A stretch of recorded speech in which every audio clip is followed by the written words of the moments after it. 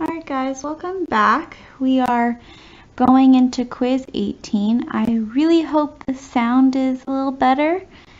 So if not, I apologize and you can follow along the best as you can. I'm going to go over the second practice quiz for 18. Alright, and the first one, I should get the key up if it's not already up by now. First question, 18.11. We are transforming from exponential fraction to a radical. So if I look here, this is 3y to the 2/5. It's not, so it's 3 times y, that's what it is. It's 3 times y to the 2/5, which means the 3 is not raised to the 2/5. The 3 is technically just to the first power. So 3 should not go inside the radical. So A is automatically out of the options because it's inside, and same with B. Okay, 3 has to go outside because it's not being raised to the 2/5. Now we're going to look ahead and create our radical. So we have 2 over 5. Remember, it's always inside over our outside, which is technically our index. Index is that little number in our root. So here, inside over outside, inside should be a 2, so there should be a square on the inside. All right, that looks like D is our option. And 5 is on the bottom, that's the denominator, and that's always our index. So 5 has to be our index, which means D is definitely our answer. Next up, we're going to look at simplifying. So this is, if I rewrite it, 3 to the 4th over 3 squared to the 3/4 power. Since we have parentheses and a fraction, we distribute the exponent to both the top and the bottom of our fraction. So this actually becomes 3 to the 4th times 3 over 4, because remember, whenever you have an exponent raised to another exponent, we multiply them. That was the top, and on the bottom we have 3 squared times 3/4. Right. So let's go ahead and simplify each of those. So this simplifies to 3 to the 3rd power, and this becomes 3/2. Right? 1. That becomes 6 over 4, and 6 over 4 simplifies, so 3 over 2. All right, so now that we have this, we notice we have the same base 3. You cannot do 3 divided by 3 because it's 3 to the 3rd power. So we have 3 3's on top and 3/2 of a 3 on the bottom. Now this takes us back to our previous unit. When you have an exponent divided by another exponent with the same base, we subtract those exponents. So this actually becomes 3 raised to the 3 minus 3/2. Since we're subtracting fractions, you want to get a common denominator, which in this case is 2. So it becomes 3 to the 3/2. Okay.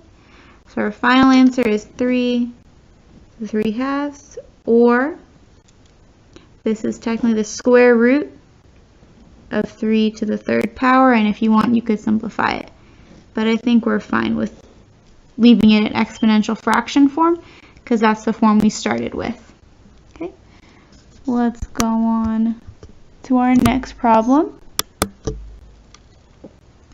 So our next problem, we have 3 times x to the 5th equals negative 729. I'm going to get x alone, or by itself. So I'm going to first divide both sides by 3, And we get x to the, let's grab our calculators. Let's see, 729 divided by 3 is negative 243. Now, if we want to get rid of x to the 5th power, then you can either raise it to the 1/5 or take the 5th root of both sides. Because remember, if we had something like x squared equals 16, to undo a square, we take the square root of both sides to cancel those out. We had x to the 5th, so we're taking the 5th root of both sides. So that becomes x. And now if we wanted to break it down, we could. What times itself 5 times is negative 243. Choo-choo, quiet. All right, so let's see, we have 5th root of 243. Oops, that's not gonna work.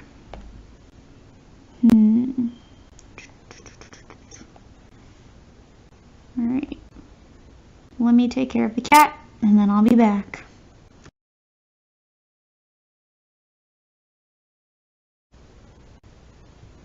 Alright, so hopefully he's settled down now. Let's continue. So the what times itself 5 times is negative 243, and that's actually going to give us negative 3. So our final answer is x equals negative 3. Okay.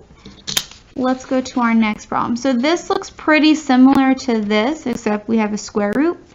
The only difference is we have an x on the left side and an x on the right side. And that seems like it's going to be tricky. So if we wanted to, we could solve this by hand, just like I did the previous problem. Or I'm going to go ahead and use Desmos. You can either use Desmos or a graphing calculator. Those steps are going to be pretty much the same. So let's get Desmos out. Let's do test mode so I don't get interrupted by any messages. All right, so what we're going to do is we take our equal sign, and that's the divider. So on the left side, we're going to have y equals the square root of x plus 42. So first line is y equals the square root of x plus 42. And then on the left side, we just have y equals x. And that's your second line. Y equals x. Okay. You know, it's a little hard to see with the brightness, but the goal is to see where these two lines intersect. So if I can try and get my picture, there we go. And if I zoom out, I don't know if you guys can see it, but I have a red line and a blue line, and I can see where they intersect. So I tap and we get 7, 7. And we only care about the x value. So for us, our answer is x equals 7. It says check for extraneous solution, and that's because if we solved it by hand, we might get 2 answers. And in order to check, we would have plugged in both of our answers to see if we get a true statement. But when you do your calculator or a graphing calculator, it automatically gets rid of your extraneous solutions. So that's why I only had one answer, and it took out the extraneous solution. All right. Let's go ahead and flip on over to the back page where we're actually graphing stuff. So for this, when we're graphing, it's the same transformations we've been doing since the beginning. This is a square root because there's no number here, so automatically the index is 2. You always look inside first. So on the inside, we have an x minus 1. Take whatever is on the inside, set it equal to 0. So in this case, it's 1. So this means we went to the right 1 from the original 0, 0. Next, we look outside for anything added or subtracted, and we notice we have this plus 5. That means we go up 5 from 0, 0. So if I put that together, instead of 0, 0 being the starting point, we went to the right one and up 5. Oops, you guys can't even see. So 1, 5 is my new starting point. Okay, and we have to graph 3 points to be accurate. So you can plug it in Desmos or plug in a nice number. I'm just going to go ahead and use Desmos. So that's the square root of x minus 1. Go outside and do plus 5. So notice I was right. The center is at 1, 5. And then go ahead and pick another nice point. So let's see. I wonder what 2 would be. X equals 2. So 2, 6 is another nice point. So 2, 6. And then let's see if 5 works. 5 is at 7. So we have 5 and 7. Now that I have 3 points, just go ahead, connect them, and square roots are kind of like an eyebrow shape, right? So it's half a parabola. So if I took a full U and I turned it to its side, then the square root is just the half of it. Okay. Now for the domain, that is our x values, and we go left to right. So I have no arrow on the left, which means I'm going to keep going until I have my first x value. That is at 1. So I actually physically have a point there, so I put a bracket. And if I keep going, this arrow goes to the right forever. So that's infinity. And remember, infinities always have parentheses, never a bracket. Range is our y values, and it's bottom to top. So I have no arrow going down. So I'm going. I have my first y value at 5. So x comma y. X was our domain. Y is going to be our range. So we go from 5. And this is technically going up really slow to infinity. Okay. Now we're going to look at the next problem. This is a cube root function. Okay. So automatically I can fill out the domain and range, because the domain and range of all cube root functions is negative infinity to positive infinity for both domain and range. Okay. And we'll see why with the picture in a second. So just like the square root, we look inside first. And inside my radical, I have an x minus 2. Set it equal to 0, solve for x. We got 2. So I go to the right 2. Then I look outside if anything is being added or subtracted, and we got a plus 3. So that means I go up 3. So from the original, which was at 0, 0, we are now going to the right 2 and up 3. So instead of 0, 0, we go to the right 2, up 3. 2, 3. That's my center. There's nothing multiplied. There's no negatives, no nothing. So I can go ahead and plug this in to Desmos. So let's see, we have y equal, and I want a cube root, so I'm going to hit the functions button, then the MISC, and I have this little radical with an n on the inside. So I'm going to put 3, go in there, do my x minus 2, and then on the outside I make sure it's a plus 3, and there is our graph. So cube root is our sideways s, and we still need 3 points to be accurate. So I'm going to go ahead and try and find 2 more points. That'll be good.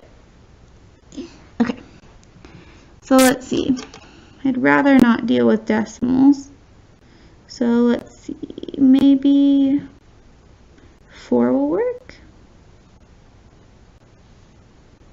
Oops, that's not what I wanted. So 4 is at 4.26. That's not nice enough for me. Let's try 3. There we go. 3 is at 4. So I know at 3 and at 4. Okay, 1 point there. Let's pick 1 point on this side.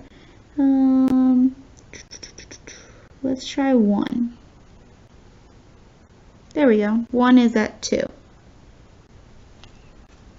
So if I'm going to go ahead and graph the rest of it, I see I have a curved up like square root almost, and then I curve back down this way. Okay. And now I can see why domain and range were both all real numbers, because I have an arrow going left, an arrow going right, and no gaps in the middle. So domain's automatically all real numbers. Range, if I zoomed out, this is slowly going down forever. And if I zoomed out this way, this is slowly going up forever. So I have an arrow going down and up and stuff in the middle. That means that I also have all real numbers. Last question. Give me a second. Cat's getting loud again. I apologize.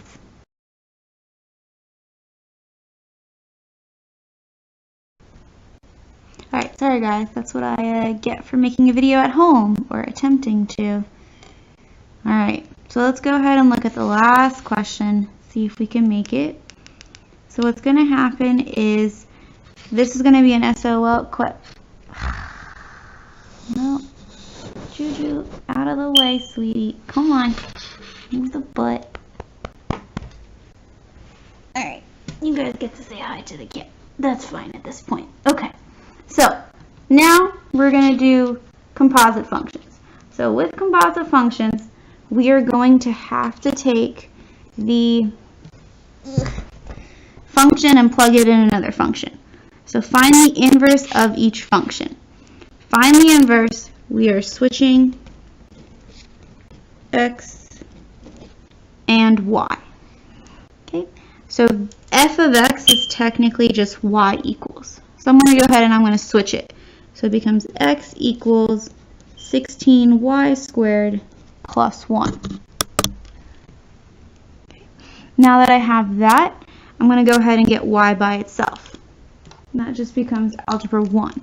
So I subtract 1 on both sides and divide by 16. So we get y squared equals x minus 1 all over 16. We're taking the square root of both sides to undo the square, and we end up with y equals plus or minus square root of x minus 1 over 4, because the square root of 16 is 4. So there's our first inverse. There's not much room, so I'm kind of skipping around a bit.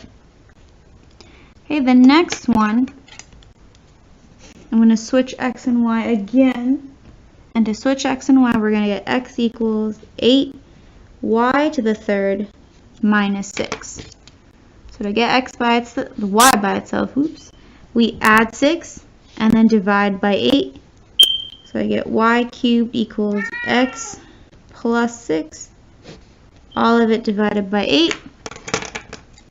And then to undo a cube, we take the cube root. My final answer would be y equals the cube root of x plus 6 over 2, because the cube root of 8 is 2. Okay. So now that we have that, the next one we can solve. It's a square root, and the x is inside. There's nothing on the outside, just the inside. So I'm going to go ahead and switch. So we get x equals the square root of y plus 3. And to undo a square root, we square both sides. So we get y plus 3 equals x squared. And then we just subtract 3 on both sides. And we get x squared minus 3. Don't forget to restrict your domain, and you guys can look that up later to figure out what that is. Next type of problem you can get is g of h of a number. So we have g of x and h of x. We go inside out. So first we want to find h of 12. So I go to h and I'm going to plug in 12. So it becomes 12 divided by 3 minus 7. Okay? And that actually turns out to become 12 divided by 3, which is 4. 4 minus 7 becomes negative 3.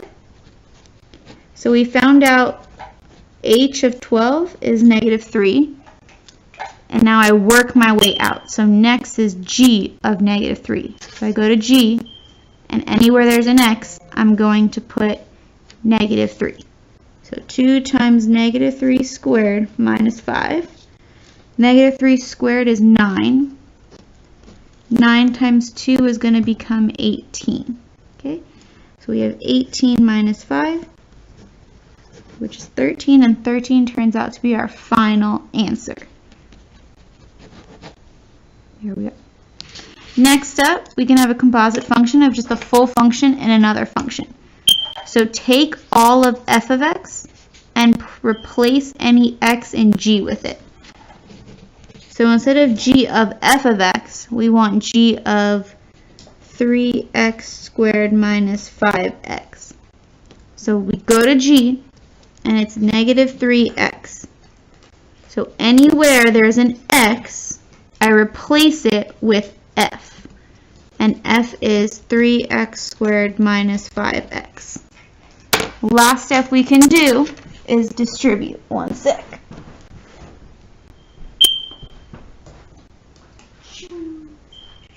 Alright.